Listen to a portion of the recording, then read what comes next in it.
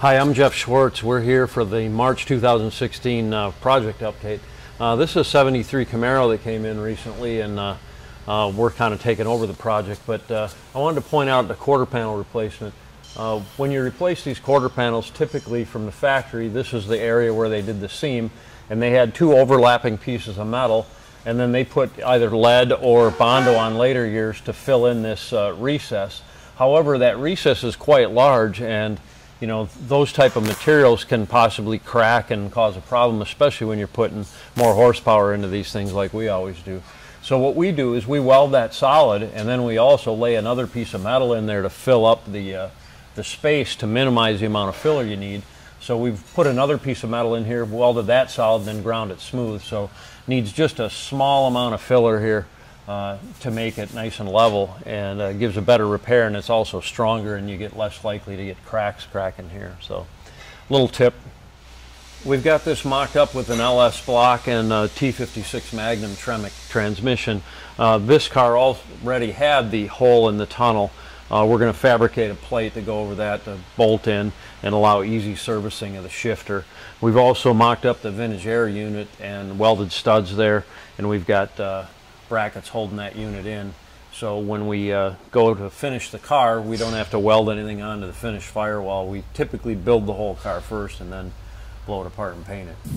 This 73 Cutlass, we've fabricated the exhaust. We're still got a couple details to wrap up, but one tip for gaining ground clearance is to use oval tubing. This is available from a variety of sources, but this is 3 Series stainless, and it's a 3-inch oval. We've fabricated an X-pipe here. Like I said, the oval tubing gives you more ground clearance and takes up less space, and it gets tucked up nice tight against the floor. In this case, we kind of came down the sides of the drive shaft tunnel, which is also an area where you can gain a little bit more space.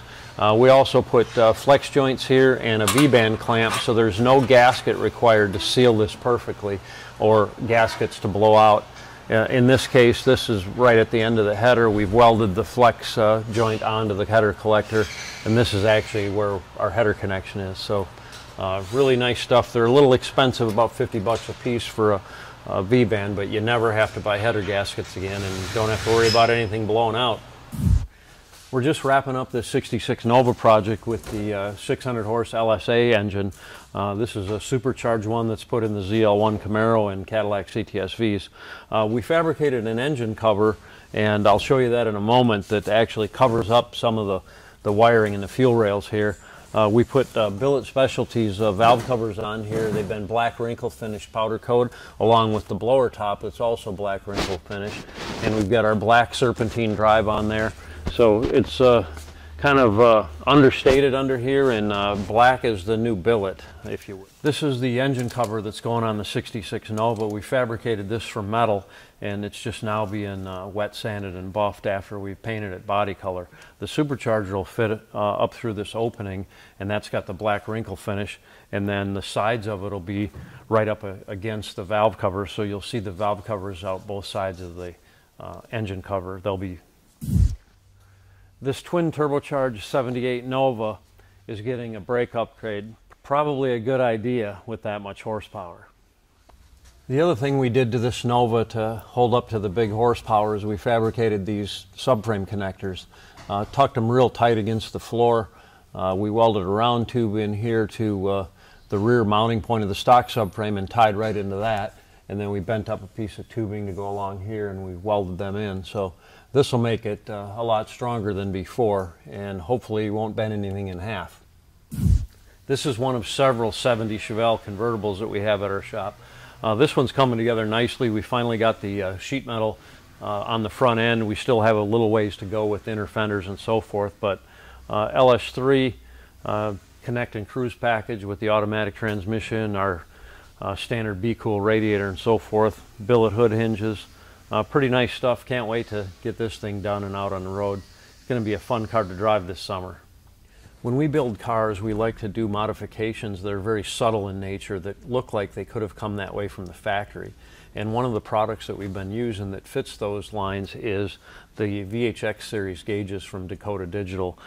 They fit behind the stock bezel and look almost factory stock. However, they're the latest technology with electronic gauges rather than mechanical stuff, and they fit behind the stock gauges and they plug into the OBD port on some of the later model engines. So it really simplifies the installation. You don't have to run a bunch of wires. They use the factory sensors that are already in the engine for the computer to get their readings. So less wiring, less time, actually quite a lot of savings as far as the labor end of it goes, because it basically goes in and is very plug and play and user friendly. This 68 Camaro is coming along really well. Jim's mounting the battery in the trunk, Optima battery with our billet battery tray, and Greg is fabricating the headers. This one's getting an LT1 engine from the current Corvette 2015-2016, and nobody has headers available for our chassis yet, so we're fabricating them and they'll fit perfectly. This is the supercharger inlet for the Cutlass. This is getting a 700 horsepower LSA engine, and one of the ways we get that 700 horsepower is to do a bunch of little modifications that all add up to a pretty big number.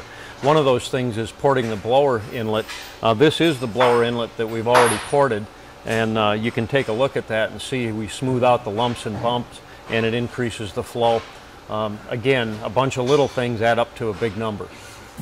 So we still got a bit of work to do on this Studebaker, but we've finished this welding here. We've done a repair up here and down in this area. These were overlapping joints that potentially had some rust in between the two surfaces, so we cut it out and welded a solid piece in there and then smoothed it and metal finished it.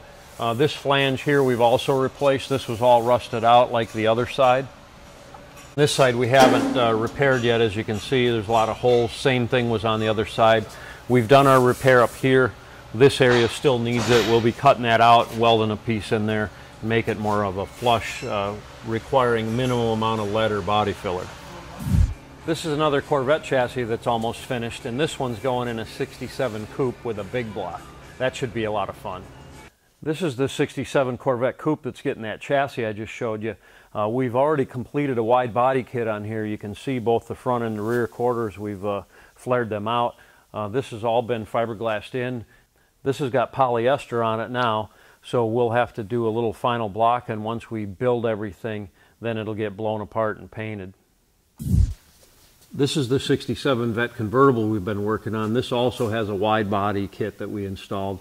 We're doing the finishing areas of the engine bay in preparation for paint. This thing's pretty sweet.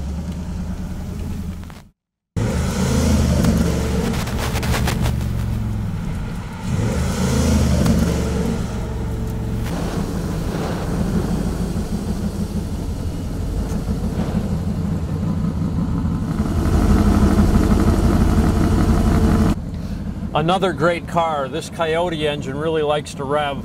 I can't wait to try this thing out at the Good Guys Autocross in Fort Worth in a couple of weeks.